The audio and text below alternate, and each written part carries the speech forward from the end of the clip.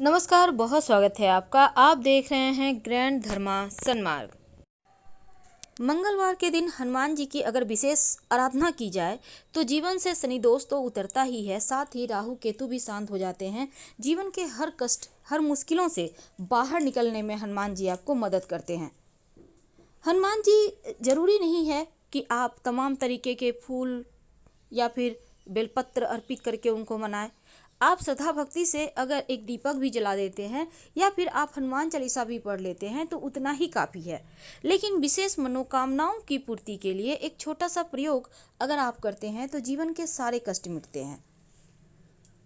तो उनको प्रसन्न करने के लिए कुछ खास वस्तुएं हैं।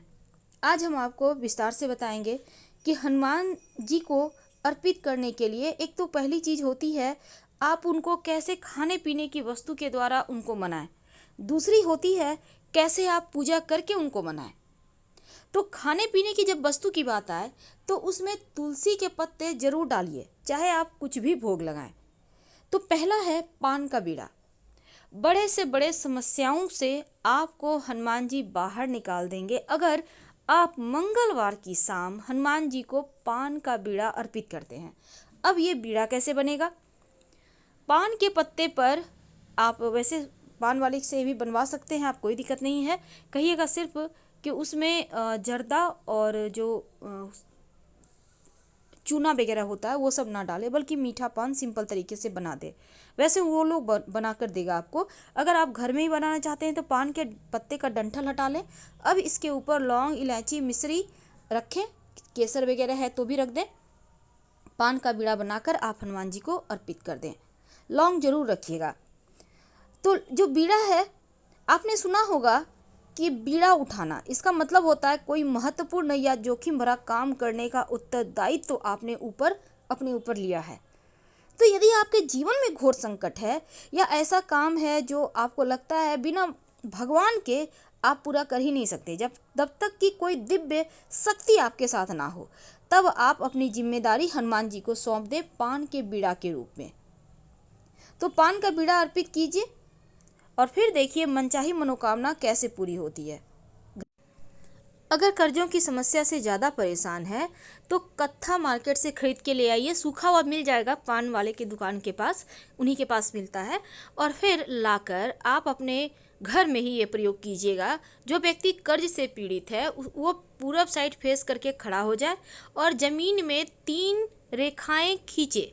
याद रखिए 3, खड़ी या पड़ी उससे मतलब नहीं है, बस रेखा खींच दें और पैर से उसको मिटाइए। 3 बार लगातार 3 रेखा खींचे, पैर से मिटाएं। ये मंगलवार के दिन कीजिए। कर्ज से धीरे धीरे मुक्ति मिलनी शुरू हो जाएगी, धन आने लगेगा। तो जब आप उनको लौंग, इलायची और सुपारी अर्पित करते हैं तो शनिदेव शांत होते हैं। साथ ही एक सरसों के तेल के दीपक में 2 लौंग डालकर जलाकर हनुमान जी की आरती करें। आपके जीवन के संकट दूर होंगे, धन प्राप्ति के राह मिलेंगे, जीवन की सारी परेशानियां दूर हो जाएगी। कई बार क्या होता है, धन की बहुत मुश्किलें आती है, बहुत परेशानी बढ़ जाती है, तब एक छोटा सा प्रयोग आप कीजिएगा। जब आपको लगे कि धन की मुश्किलें बढ़ गई है, किसी ने आपके जीवन में जादू मंत्र तंत्र मंत्र कर दिया है या किसी की नज़र लगी है, तब एक नारियल ले लें, पानी वाला नारियल छोटा सा लीजिएगा। अब इस पर सिंदूर से स्वस्तिक बना लीजिए, लाल धागा बांध दें। इसके बाद इस नारियल को हनुमान जी के चरणों में रख दें और एक ही नारियल लेना है। 11 मंगलवार लगातार इसको आप हनुमान जी के चरणों में रखें, फिर उठा लें, फिर रखें, फिर अर्पित करके रख लें। तो 11 मंगलवार तक इस तरह से प्रयोग करें। अब इस नारियल को लाल कपड़े में थोड़ा सा सरसों के साथ बांधकर घर के दरवाजे पर बांध दें।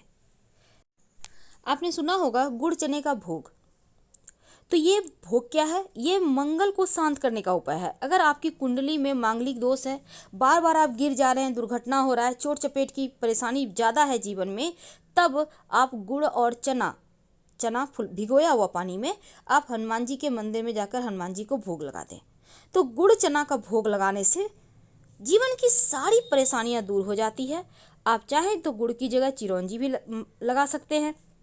वैसे चने के साथ गुड़ ही अच्छा लगता है। लड्डू भी बहुत तरह के होते हैं, लेकिन हनुमान जी को अगर आप बूंदी के लड्डू अर्पित करें तो आपके समस्त ग्रह शांत हो जाते हैं, मनचाहा मनोकामना पूर्ण होता है और लड्डू चढ़ाने से पापी ग्रह भी काबू में आ जाते हैं। अब हम आपको एक खास प्रयोग बताएंगे और वो प्रयोग है आटे का दीपक का। अगर आप कर्जों में फंसे हुए हैं, धन की बहुत मुश्किलें हैं, तब एक छोटा सा काम करें। आटा ले लें, उसका आप दीपक बना लें, 5 दीपक। अब बरगद का 5 पत्ता ले आएँ, शाम में कीजिएगा ये प्रयोग, सुबह भी कर सकते हैं। तो 5 पत्ता बरगद का ले लें, हर एक पत्ते पर एक दीपक रखिए। अब इस दीपक में रुई की बाती होगी और घी होगा। लेकर हनुमान जी के मंदिर में जाएं। शाम के समय आप एक थाली पे रखिएगा 5 बरगद के पत्ते, 5 दीपक, और इसको आप हनुमान जी के मंदिर में जाकर जलाकर उनकी आरती करें। शनिदेव की बाधाएं शांत होगी, कर्जों की मुश्किलें दूर हो जाएगी, जीवन के कष्ट मिटेंगे और अगर धन आने के रास्ते नहीं थे तो वो भी बनने लगेंगे। वैसे पीपल के पत्तों का माला बनाकर भी हनुमान जी को पहनाने से कर्ज मुक्ति मिलती है। कैसे बनाएंगे? आपको 11 पीपल के पत्ते लेने हैं और पत्ते को धोकर साफ कर लें। इसके बाद इस पर सिंदूर और तेल चमेली के या फिर घी मिक्स करके हर एक पत्ते पर श्री राम लिखिए। फिर सबको धागा, लाल धागा या मौली धागा के सहारे बांधकर आप इसको हनुमान जी के गले में पहना दें। आपके जीवन के जो बिगड़े हुए काम हैं वो बनने लगते हैं। बिगड़े हुए काम यानी कि जो भी परेशानी है, बलाएं हैं, वो समाप्त हो जाती है, मुश्किलें दूर होती हैं और धन आने लगता है। तो ये तो था पीपल का पत्ता का प्रयोग। अब कई बार क्या होता है, हनुमान जी जो है, आपके घर में छोटे बच्चे हैं, बहुत परेशान करते हैं, बहुत शरारती हैं, आप चाहते हैं बच्चे बहुत बुद्धिमान हों, बार बार गिरे नहीं, चोट चपेट ना लगे, तब एक छोटा सा काम करें। आप अपने घर में घी सिंदूर थोड़ा सा एक छोटा सा बर्तन में, कटोरी में मिक्स कर लें। अब आप इसको हनुमान जी को उनके बॉडी में लगाइए। अब हनुमान जी को जब अब ये सिंदूर लगाइएगा तो आपके हाथों में जो लगा रह गया उसको थोड़ा सा ले आइए और अपने बच्चे को नियमित रूप से इसी से टीका करें। आपके बच्चे की एकाग्रता बढ़ेगी, उनकी बुद्धि तेज होगी, उनकी दृष्टि तेज होगी, उनका सौभाग्य बढ़ेगा, सुख बढ़ेगा, चोट चपेट दुर्घटनाओं से बचेंगे। वैसे इस सिंदूर से आप अपने गाड़ी के बोनट पे अगर स्वस्तिक बना लेते हैं तो आपका गाड़ी सुरक्षित रहेगा, खराब भी नहीं होगा जल्दी। बहुत सिंपल है, पर इसके अचूक आपको फल मिलते हैं। तो हमने टॉपिक रखा है कि हनुमान जी की पूजा में आप ऐसा क्या काम करें कि जीवन के कष्ट ही मिट जाए।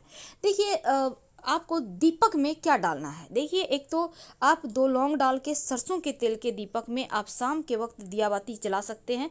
दूसरा, आप कपूर के सहारे भी लौंग जलाकर पूरे घर में दिखाकर आप इसको कर सकते हैं। तो इससे क्या होता है, नेगेटिव एनर्जी शांत होती है, आपकी मनचाही मुराद पूरी होती है। अगर लौंग ना हो तब यहाँ पर आप 2 काली मिर्च के दाने डाल के जला सकते हैं। अगर काली मिर्च भी नहीं है तो पीली सरसों के 2-4 दाने एक चुटकी लेकर जला के पूरे घर में आरती करें। इससे भी अतृप्त आत्माएं शांत होगी, जीवन के बाधाएं दूर होंगी। कई बार होता है कि आपके कोई भी मनचाही मुराद पूरी नहीं हो रही, नौकरी व्यवसाय की समस्या बहुत परेशान कर रही है, तब एक छोटा सा काम करें।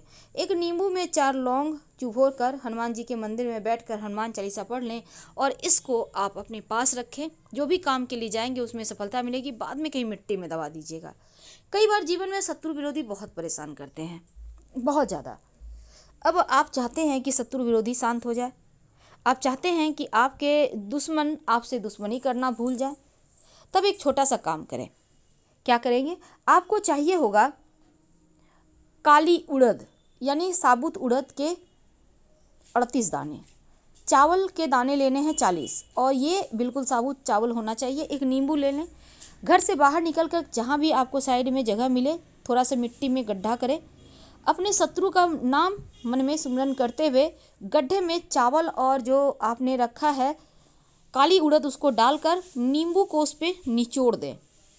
शत्रु शांत हो जाएंगे और बिना पीछे मुड़े घर आइएगा। लेकिन अगर जीवन में कैसी भी परेशानी हो, नौकरी की, व्यवसाय की, विवाह की, संतान की, जो भी मुश्किल है, आप एक छोटा सा प्रयोग कीजिएगा।